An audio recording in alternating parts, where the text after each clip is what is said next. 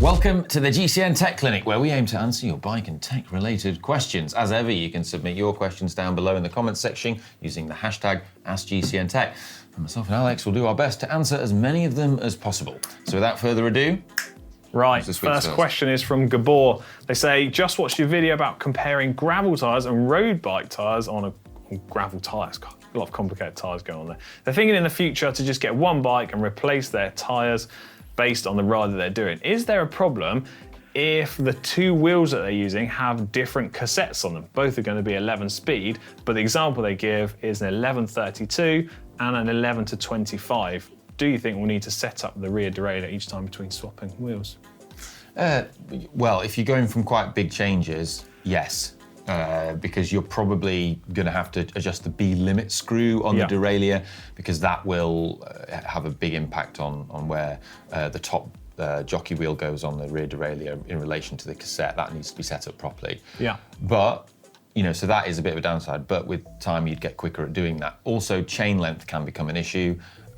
You could just run two different chains and then have some quick links and then swap your chains over quickly. So there is a way around it. It isn't going to be as quick as for optimal performance as just swapping out wheels with different cassettes and just going. Yeah. But that's a small price to pay for the huge saving you'll be making by just having one bike. I think a simple solution I might consider if I was going to do this would only be having a very small difference between the cassettes. So maybe one and then one size up, and then that way, providing you set the bike up for the larger cassette, I think it would be close enough with a small change in cassette size rather than a big jump. To be honest, I don't know why you'd want to run an 1125 a road cassette. I mean, that's quite an extreme specialist cassette. They don't really use them anymore. Yeah. Okay. So, yeah. Right, Ollie, next question, who have we got? Stian Ruvik, who says, hi tech crew, how come Shimano doesn't sell the sprockets for their cassettes individually? When my cassettes need replacement, it's often just 4 or 5 sprockets that are worn out, while the rest will still have plenty of kilometers left in them. Yeah, it's kind of a good question, and I don't actually have the answer to that, but the one thing you need to be aware of, and a mistake you must never make, is the individual sprockets on, say, an 1132 cassette are all specific to an 1132 cassette. So you can't, say, swap out the 12, 13, 14, 15 out of that cassette and put it into an 1128 cassette, because the ramping and the hyperglide is subtly different. So if you did, say, take the 15-tooth cog out of an 1128 and put it in with the 1130, it wouldn't work. You would hit that cog and it would just be crap shifting. Plus, there's so many different options out there. Imagine how many different sprockets in sizes and like levels of components that you can have. Plus, most modern cassettes are actually sort of riveted together in little batches within the blocks. Yeah, I'd imagine that, well, we've probably just answered the question there. Yeah. It's probably just a huge logistical problem for Shimano, and it would just, relative to how much it would cost, it probably just wouldn't be commercially viable in terms of the logistics required, distribution required to do that. Plus, you're still going to have half worn gears and half new gears, so it's never still going to be like starting fresh with all new sprockets, is it? So, okay, right. Next question is from Nicholas. They say, "Hi, you awesome fellows." Can't say I've ever been referenced as an awesome fellow before. No. I'm new to the biking world, and I've always heard people saying that before you lube your chain, you should clean the drivetrain first. However, I've realized that whenever I do a full bike wash, I always get water inside the wheel, which I find it rather annoying. Is there any way to prevent water entering the wheels? What's the easiest way to get it out? Thanks a bunch. Well, getting water inside your wheels is kind of pretty much inevitable if you ride in the rain or wash your bike. However, most deep section carbon wheels have a little drain hole in the side where the water is designed to drain out. So find where that is around the outer surface of the rim, place it on the lower section, then the water should drain out. And if it's not, just check it's not blocked up. A small little piece of wire would go through that. And with regards to the original question of like lubing your chain, I think a big part of it is what kind of lube you use, but then you can also just wipe down a load of dirt off your chain with a rag before applying a bit more lube. And what you don't want to do is get to the point where you're just caking on lube over lube over lube and just creating this big buildup of grinding paste, which just tears your bike to pieces. But there are certain times where you might not have time to clean your bike, might even be mid-ride if you're on a long one, and you know that your drivetrain needs some lube. It starts, you hear it, it starts to get loud. And at that point, you're not in a position where you can clean your bike, but you might want to just put a bit of lube on. It's not optimal, but you could always we do it. You could always just remove your chain to clean it, and then you haven't got to get your bike soaking wet. Another option. Right, next question in is from Fog Rider. They say, hello tech gurus. Your show is always super helpful. Question is, how do I accurately determine my heart rate zones? The two tech platforms I use, you've got Wahoo and Strava. Now, each details the 5 heart rate zones differently for them. Most dramatic examples are zone 2 and 3. So they've given some examples here of how their heart rate range varies depending on what platform it is that they're using. Yeah. So is one correct? Is one wrong? Are they both incorrect? Basically, they need a bit of insight into how these heart rate zones are determined. Yeah, and this is a great question. So the heart rate zones are determined on, say, when you have a smart watch or a head unit or an app. They're doing it off sort of generalizations that have been established in the scientific literature. Yeah. So they're basically taking sports science papers and then applying that based on the sort of broad calculations that can be made. They work out what your max heart rate is, and then they go from there and usually just do it as an estimation. But it is an estimation, hence why it can vary. Now, to accurately determine your heart rate zones, the way you would do that is by either doing a CO2 gas exchange test, which you'd have to do in a lab with a mask on, Complicated. and lactate testing. Yeah. Now, this can be done more accurately in a lab, but you could also do blood lactate testing at home with some simple equipment. And what they aim to do there is actually look for what's known as lactate inflection points. So when the amount of lactate you're producing changes depending on the zone that you're in. And so when you're in zone 2, you're burning a mixture of carbohydrates and, glycogen and also fat.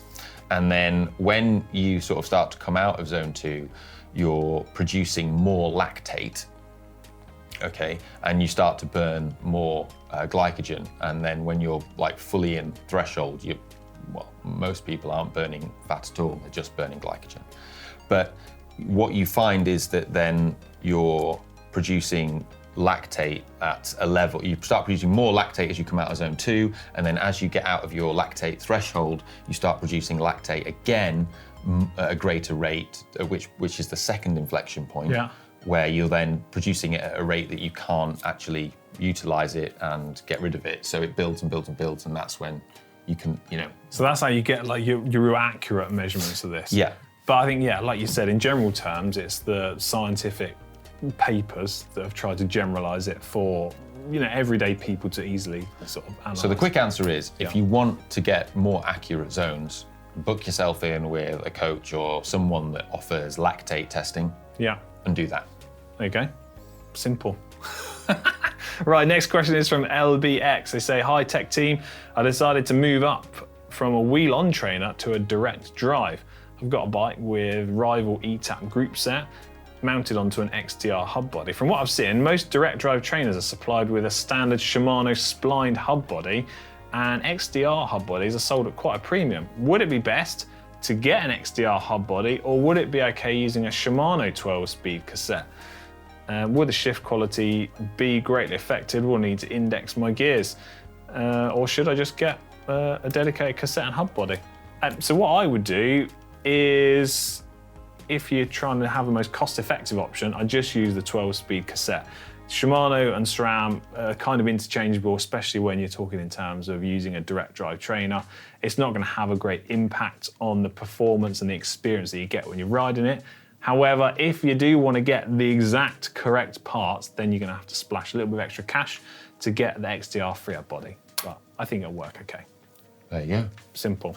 Next question is from Family Spitzer. who says, I've recently borrowed a Taxflux 2 direct drive trainer from a friend to use over winter. Oh, that's nice kind. friend. Yeah. The cassettes are compatible, 105, but the problem is that the trainer's cassette isn't aligned in the exact same position as the one on my bike. This means that when I stick my bike on it, the shifts are clunky and they're off by a few millimeters. I've been told the only way to fix this is to realign my gears every time I take the bike on and off the trainer. But this is way too unpractical for the amount of time to use the bike for. So what are they suggesting? Well, you've got two options here. One, adjust your gears, like you're saying, which I've got to say is quite a pain, and I certainly wouldn't want to be doing that. Yeah. Or you try to space out one of the cassettes ever so slightly to match up, be that space the cassette out on your bike wheel to match up with the trainer, or space the trainer out to match up with your bike wheel. Because you can get really thin little spaces which will go at the back of the cassette and shift the whole thing out ever so slightly. That way, you can get the gears to match up. Those spaces, easy to pick up. Bike shops have tons of those things kicking about in their workshop.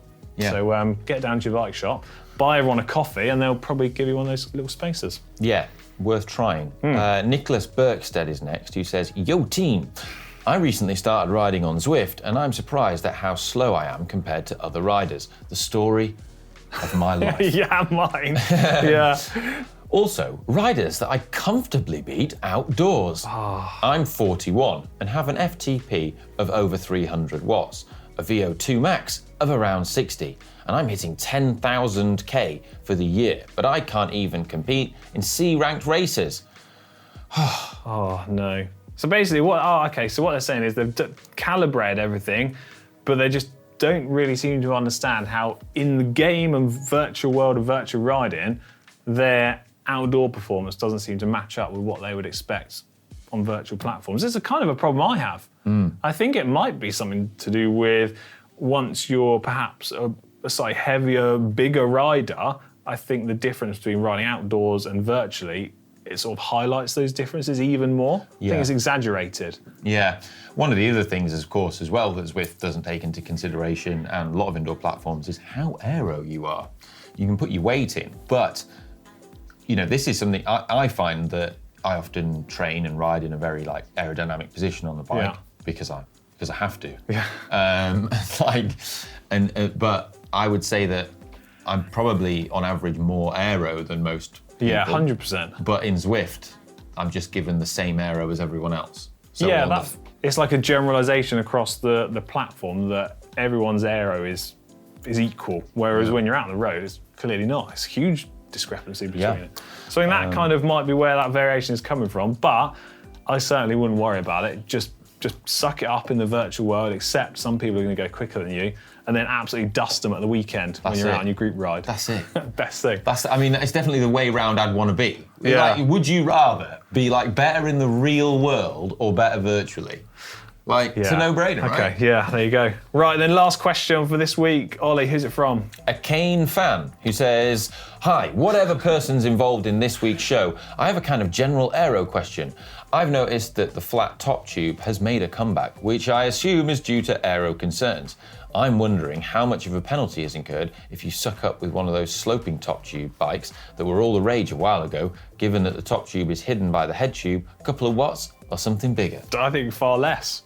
I don't think whether your top tube is horizontal or ever so slight slope is going to make any noticeable difference. I think other things are going to make far more difference. That are going to, like, your hand position on the handlebar. Yeah, like, I think if you do one thing... Your head position. If you do one thing, promise me that you're not going to buy a new bike just because the angle of the top tube could affect aerodynamics whether or not slightly. You've got a water bottle in. Yeah. It's going to make more Riding with your mouth open or closed is going to make more difference.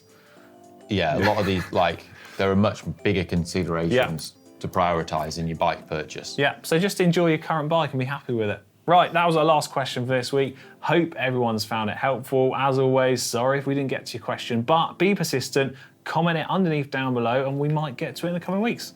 Right, see you later.